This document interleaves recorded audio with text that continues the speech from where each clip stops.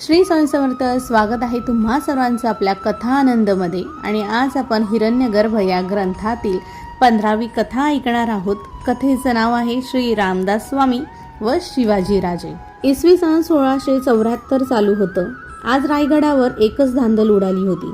जवळजवळ 50,000 लोक रायगडावर शिवरायांच्या राज्याभिषेकाच्या अपूर्व सोहळ्यासाठी आले होते. त्यात सर्वसामान्य मावळ्यांबरोबरच सरदार, दरकदार, सेनापती, सुभेदार, जहागीरदार आणि तत्कालीन इंग्रज अधिकारीही होते. शिवाजी राजांच्या महालात उद्या होणाऱ्या राज्याभिषेक कार्यक्रमाच्या नियोजनाची चर्चा सुरू होती. कोणाला कोणती कामगिरी नेमून दिलेली आहे याच्या तपशिलाची कारभारी मंडळी परत पडताळणी करत होती. शिवाजी राजांच्या राज्याभिषेक सोहळ्याच्या संस्कारात काहीही त्रुटी राहू नयेत यासाठी सर्वजण सर्वतोपरी प्रयत्नशील होते. कुणीही जरा सुद्धा वेळ फुकट दौडत नव्हता.